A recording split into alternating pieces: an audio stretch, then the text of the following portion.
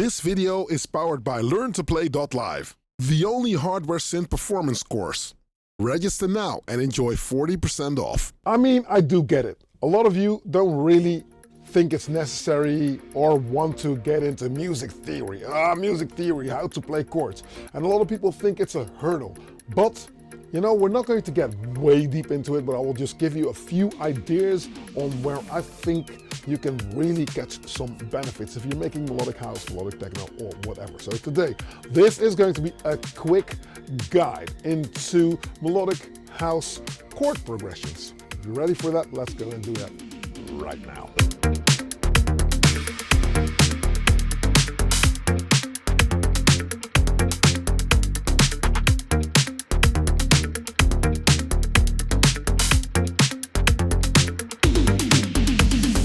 Hey, hello, I'm in the Little Kitchen and thank you for checking out yet another video. Now, if this is your first time here, don't hesitate to click subscribe and hit that notification bell.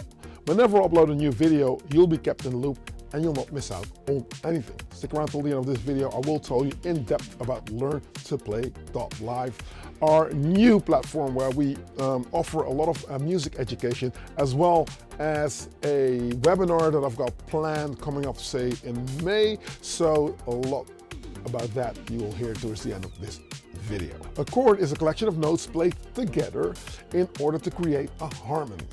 And a chord progression is different chords played after another to create some sort of a musical journey. It can just really invoke happiness. Most major chords are being dubbed in that category, or more emotion, which is where minor chords come in. But when you are looking at using chords for your music, what would you choose and how would you go about it? Now, with melodic house, there's a thing that I do, and it spans over a longer duration. So most pop music in the Western world is spaced around 3 or 4 chords. The Beatles, ABBA, those are bands that were heavily reliant on the 4 chord structure. Even if you listen to a track by Bruno Mars, it's those 4 chords, and there is even a video online of 4 chords that make up like at least 80% of what pop music hits were. So the 4 chord structure is something that is a given, you know? I mean, it's really funny. I will put a link in the description below so you can have a laugh on which 4 chords they are. When it comes to melodic techno, I've thought, or melodic house for that matter, I just came up with maybe an 8 chord structure, or at least a turnaround. So you'll play 4 chords in the beginning and then you'll turn your stuff around so that it becomes a little bit longer and you can take your captive audience on a longer journey. The longer people are listening to your track and the longer it spans before the turnaround comes, it means you get longevity in terms of where you can take your live set, which is logic, right? So it means shorter sequences will get boring sooner. You have to work harder in order to get the people on the floor. It's manageable, obviously. Looking at techno, for instance, that does not entail long sequences. Most stuff is being done within the 1, 2, 3, 4, within 1 or 4 bar segments. When it comes to melodics though, you get to really break that rule, and that is what we're going to get into today. So it's not going to be too technical. I hope you can take something away from it. I will not explain how chords work because, I mean, I'll just play you something and yeah, if not anything else, let's go get into that. I have got the Octatrack. I've got the MX12 connected to the Octatrack. So the 8 tracks here correspond to 8 faders here. That's more faders. I can map more stuff away. I just didn't do that, right? So on top is the Akai MPC-1 taking care of MIDI for 3 machines. One machine is the Minitaur.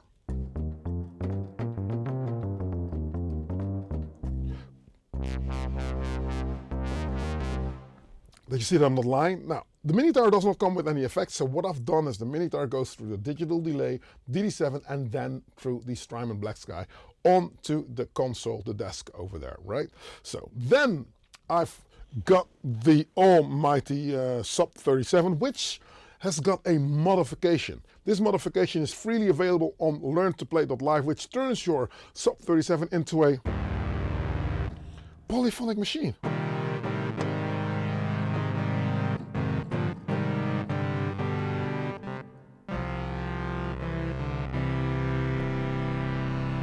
Dearly beloved. No, of course not. That's you can also go to the website, but this is not the Sub 37. This is the almighty Tetra.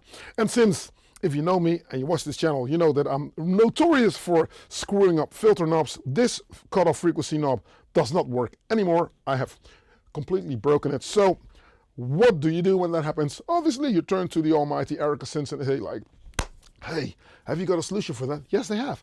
A stereo filter. So listen to this.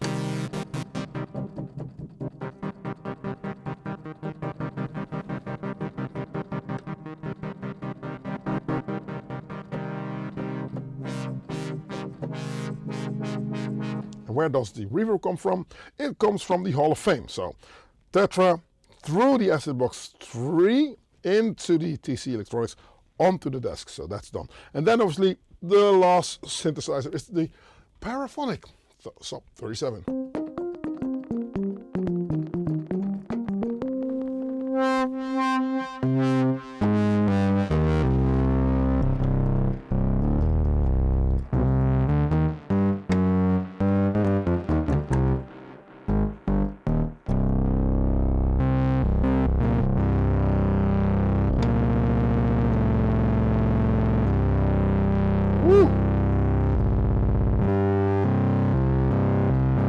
Two oscillators, which means that fat sound. But now, that's a trick with the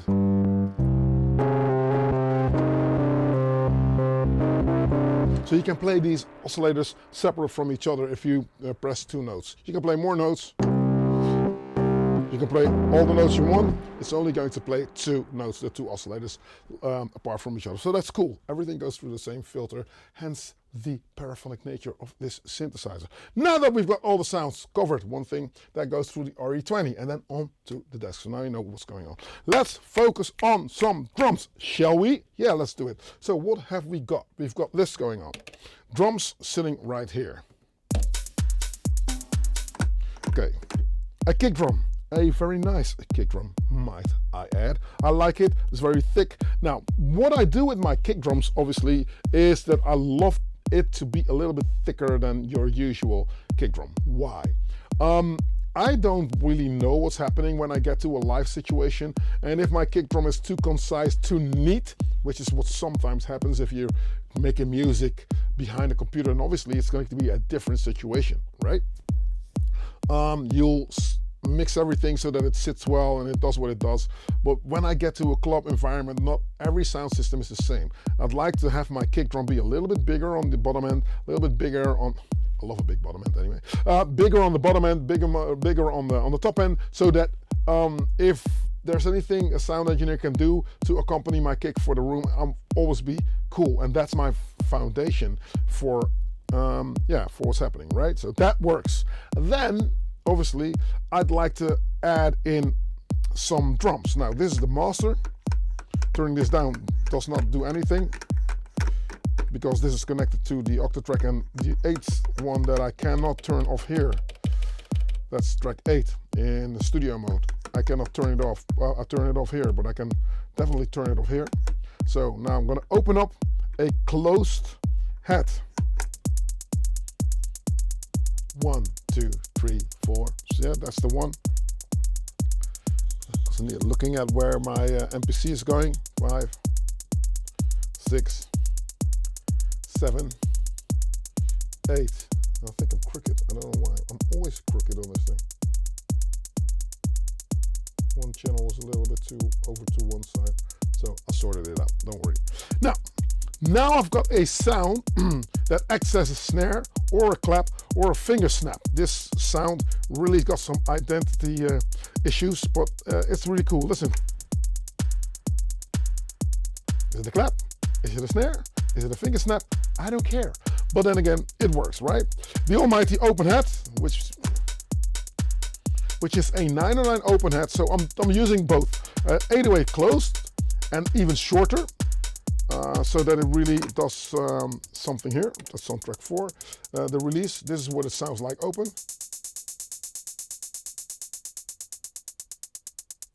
This would be too short. I like to have a little bit of tail on there because otherwise it will not correspond with my 909 head, because both of them really are different kettle of fish, really. Same goes for the 909 head. Listen, this is nice, but it's going to be too much.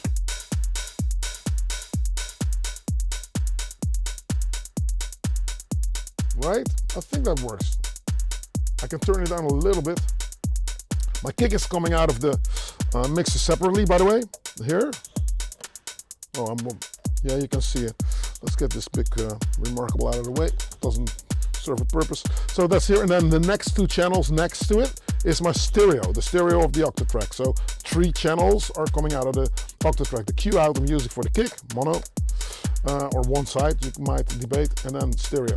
Now, then a very important part for this type of music is if you want to stay away from the old sparse synthesizer kind of sound, think New Order, think Depeche Mode, and bands that I love. I'm not dissing them, but there was a sound where if you don't use any loops, obviously it's only going to be the drum computer with the synthesizer, which sounds like. Let's turn this off.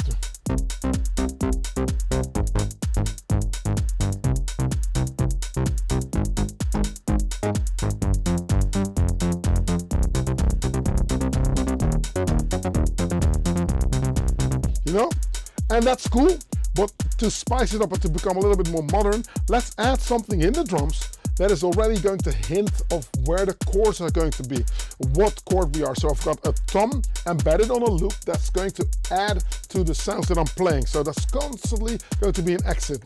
Boom. Ooh. So that C is in there. I can easily already aim for call and response, a little bit of reverb.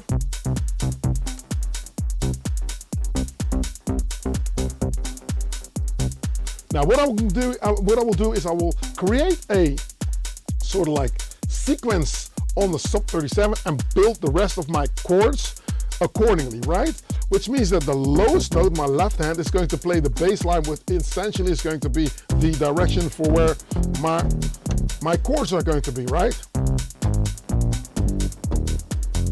So.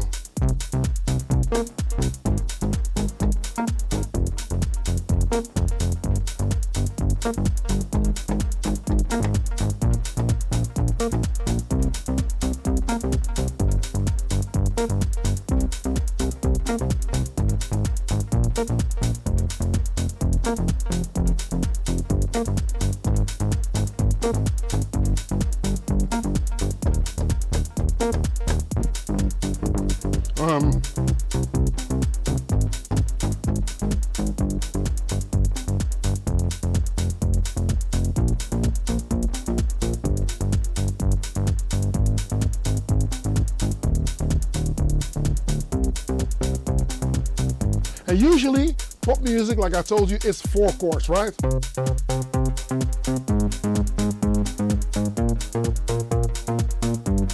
then turn it around.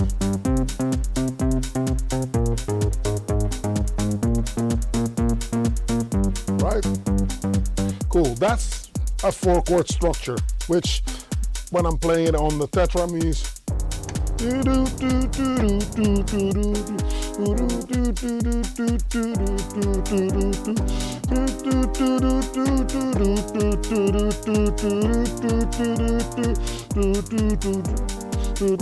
but now we're going to turn it around in a way that we're going to play a chord progression that spans over 8 steps. It's going to be 8 bars long. It's not necessarily going to be 8 different chords, but it's going to be 8 bars long. So you can do go like.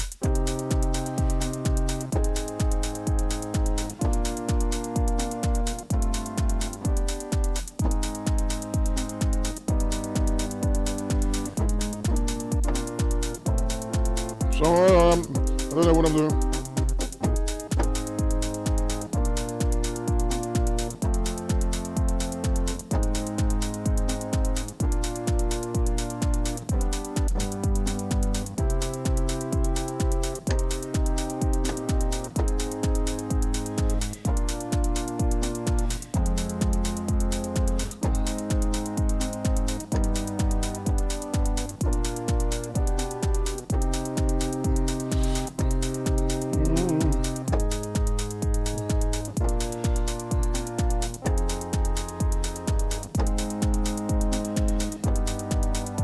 Okay, yeah, I think I got it. Gonna record it in 1, 2, 3, and.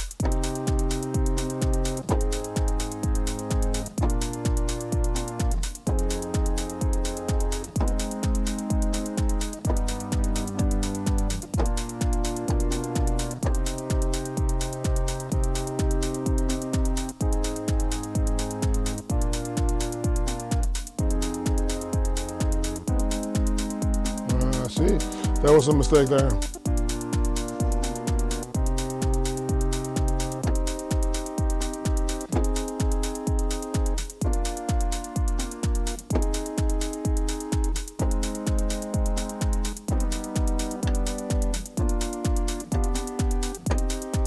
Okay, a few double notes.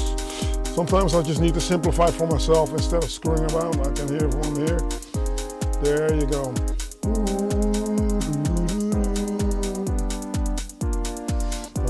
Okay, shift cut. Okay.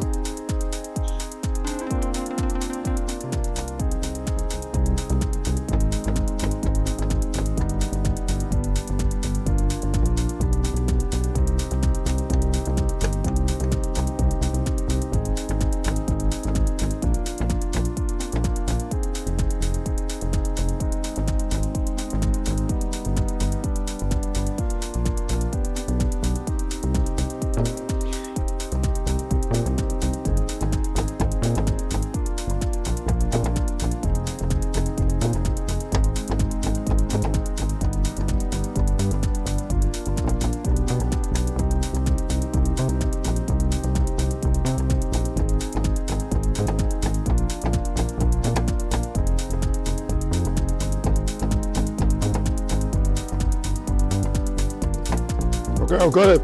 Bass lines always go better for some reason. Bam, boom.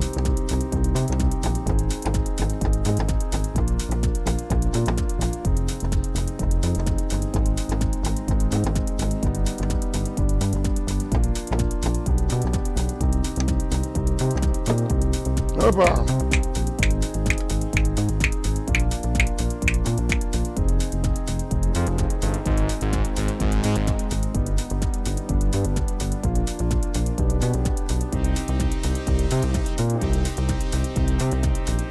Now we're gonna go to the almighty Stop 37 and see if we can play something.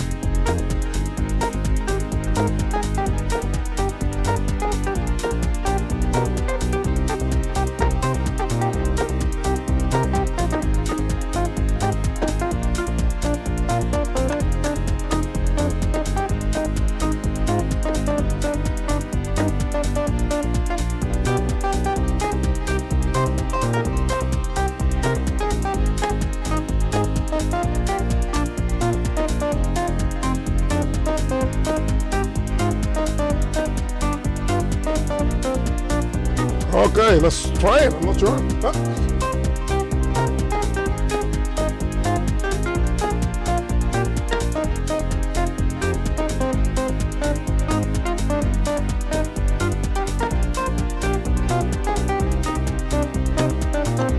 Woohoo!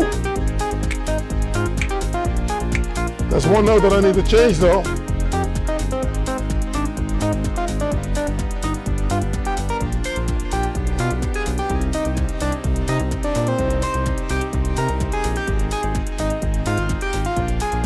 This one needs to go to maybe.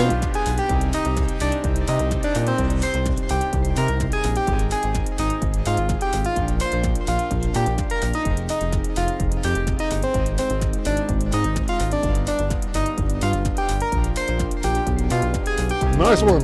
Take this out.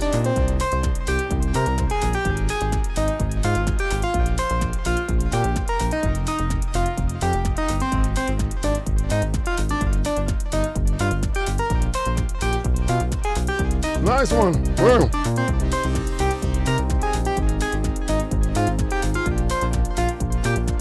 Let's friendly this up a little bit.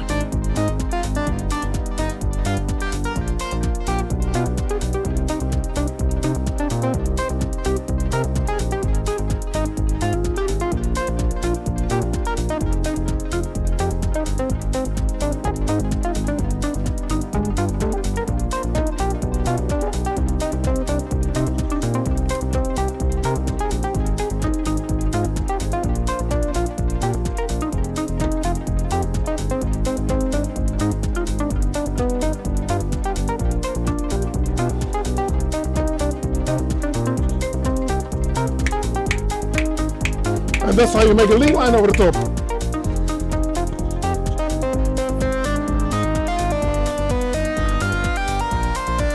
Take out all the drums to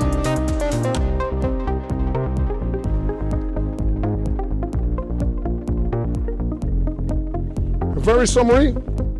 You see how now there's longevity. Your track flows a little bit better. Take out the kick.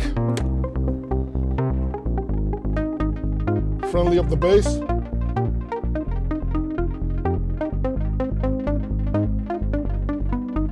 Nice one.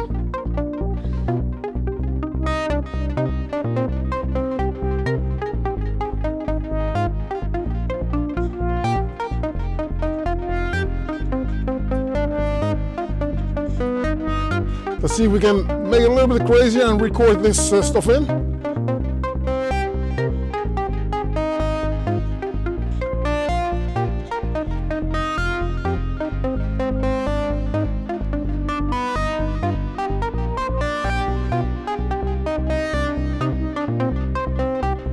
And I think that, there you go.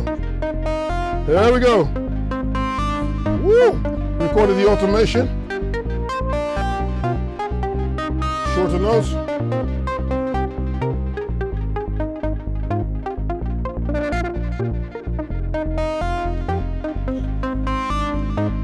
How nice is that? So there's a little bit of life in there.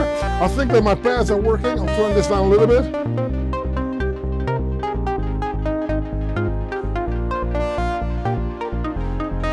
I can see myself playing this on a beach setting. Take drum back in, 2, 3.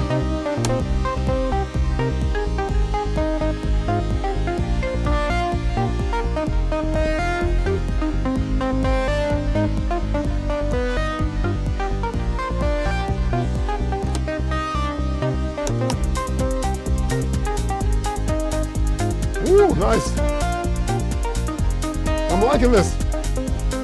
And then you spread your track out. Now, another trick obviously that I do, if I'm going to copy this sequence over, then obviously I will now focus on only the first part of the chord. So what we're going to do is we're going to copy this, say copy sequence to 2. Let's do that.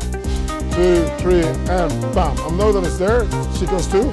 And now I'm going to mute my sub 37. I will also mute my tetra, and I will focus on the bass line and say you're only going to stay on the first root note.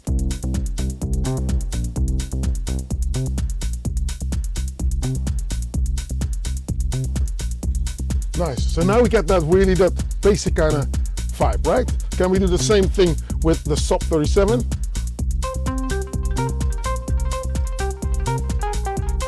Nice. What I've done is I tell the sequencer to only play the first measure of the beat.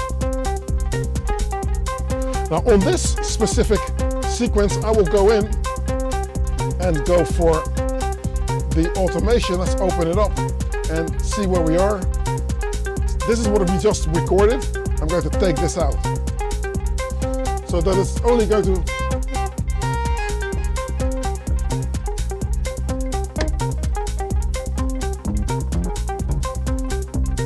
I'm going to add notes in because I want to help my bass line, right? So listen carefully. This note here.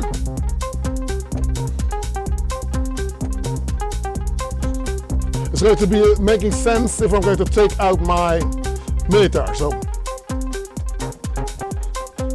okay, back to the sub 37. Listen, this note.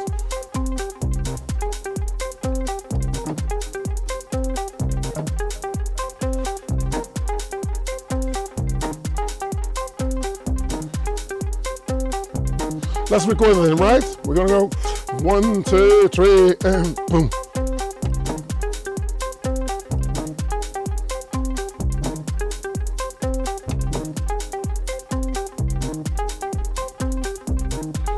So, taking full advantage of the paraphonic nature, playing a note where there was already another note playing, which means that something is here.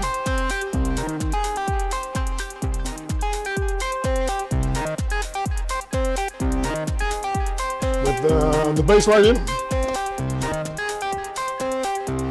opening up the crossfader, taking out the low end. I will have to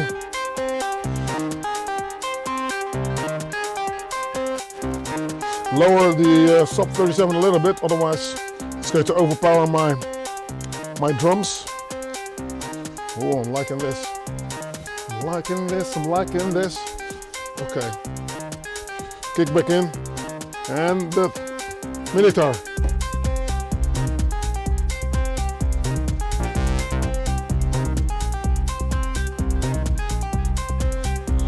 And you need to be careful when I'm in the MPC on the Minitaur's page. If I'm using this, I'm wielding this filter here. So I'll go to the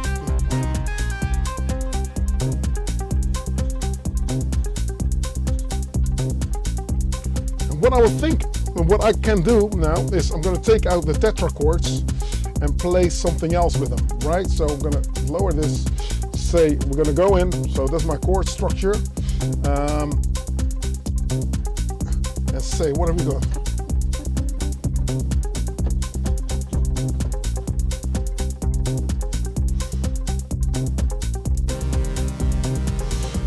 Right, so octave up. And now we're going to go for an arpeggio. So I will go into chord mode. I'll say, it's a major chord now. No, I don't need to go into the chord mode. What I need to do is I need to just put on note repeat. If I'm playing a chord,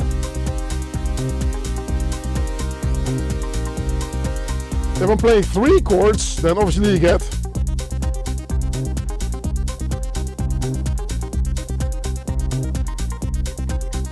so what I'm going to do is going to alternate between 3 and 4. So yeah.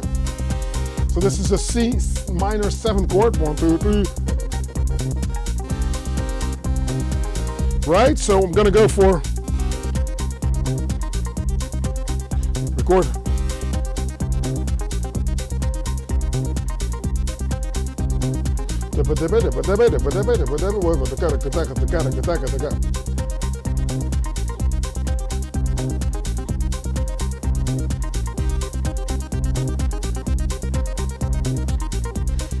I think that I need to do it again.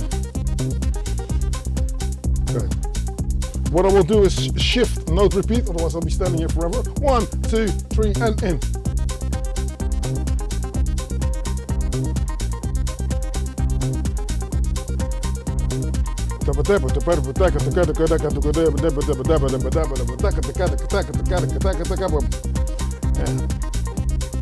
There we go. And now we've got counter rhythms that are helping each other. Bam, boom, bam, bam, bam. Okay, kick out, 2, 3. Now this is something you can build on, right? The beats do what they do.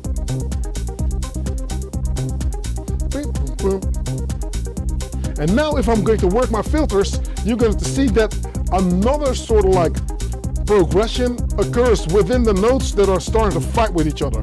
So do we hear them? Don't I hear them? So what we will do is look at our sounds.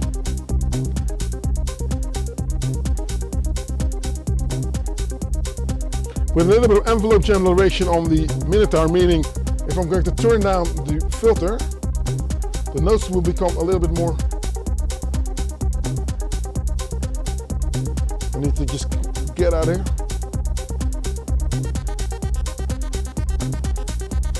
Nice. This brass sounds very thinny, so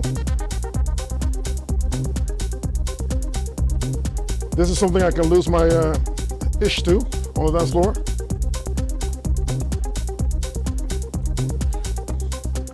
Opening it up.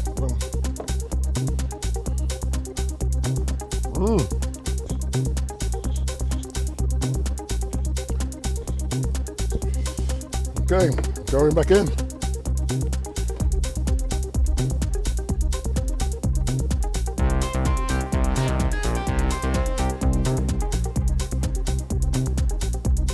Nice.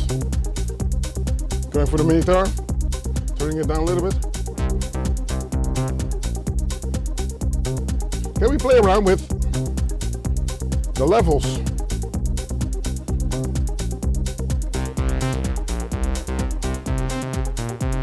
The higher one.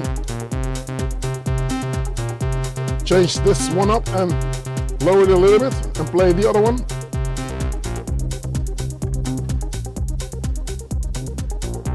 Now I've pitched the second oscillator up so that you can hear it a little bit better when I lower the filter. This one. Looking at the filter, if I'm turning it down, audible, audible, audible, audible, audible, gone right here. So quarter two, that sound will be gone, right? The lower notes, still audible, gone right here. So there's a more sound that you'll hear here, and then playing the higher notes. So, and then play around with where do you need it to sit. Nice. I'm liking this sound, by the way. So all these sounds do different things, right?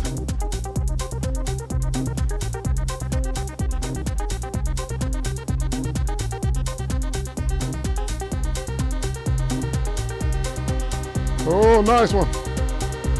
More.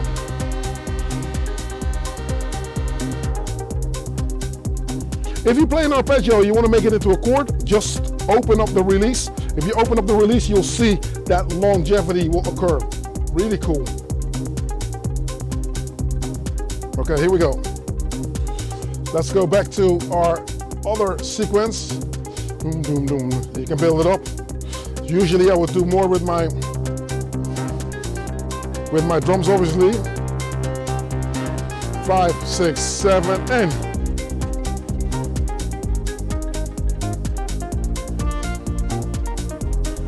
nice one.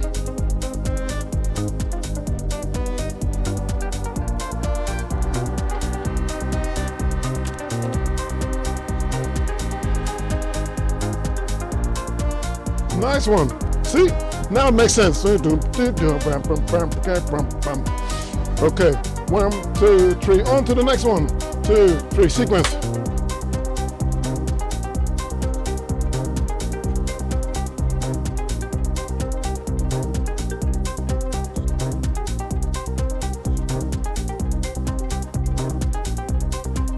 Lower filters.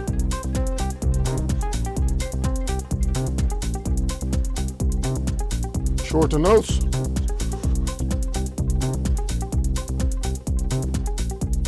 And then wind it down. 1, 2, 3, go. That is an idea of how to look at chords and how they can progress.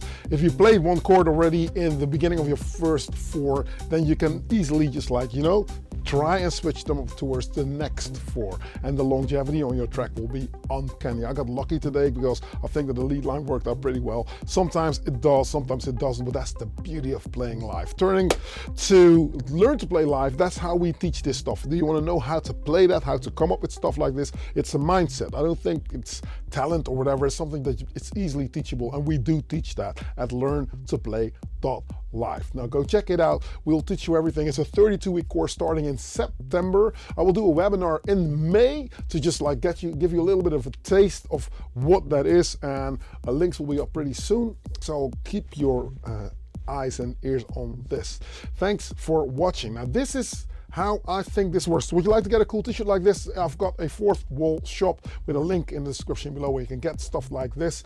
For everybody enrolled in analog courses, I will get you into learn2play.live at some point. So we're doing a webinar soon, and I'm trying to get some big name people to also help out with that. So that will be a 2-3 hour sort of like special on how to do your thing with questions and answers and everything. So I'll got you because I know that you guys have been waiting very long for analog courses, and that was just a one person operation that just did not pan out the way I would wanted it to. So I got you, you know what I mean? So keep your eyes on this as well. Yeah, what else is there to say?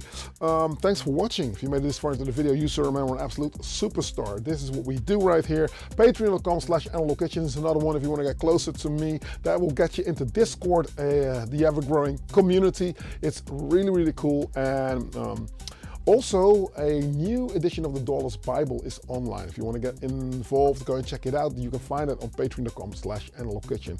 Not on the lowest tier, but the slightly tier up is where you can get the Dollars Bible, which is like a PDF, an ongoing book of me talking about whatever is happening in my brain when it comes to connecting stuff, buying stuff. How does MIDI work? How does connecting your stuff work? How do your ears work in a club environment as opposed to in a studio? You know, so many different things that I thought of that have helped me throughout the years. I figured it out, so you don't need to get the Dollars Bible there. Patreon.com/analogkitchen. Are you still talking? Yes, I am. Let me know in the comment section whether you liked it, yes or no. Don't be a stranger. I'll probably see you in Discord after this video chat, after this video, after the premiere. Yeah. I guess I'll see you next week on another video. Thanks for watching. I'm Melodic House, peace, and I'm out.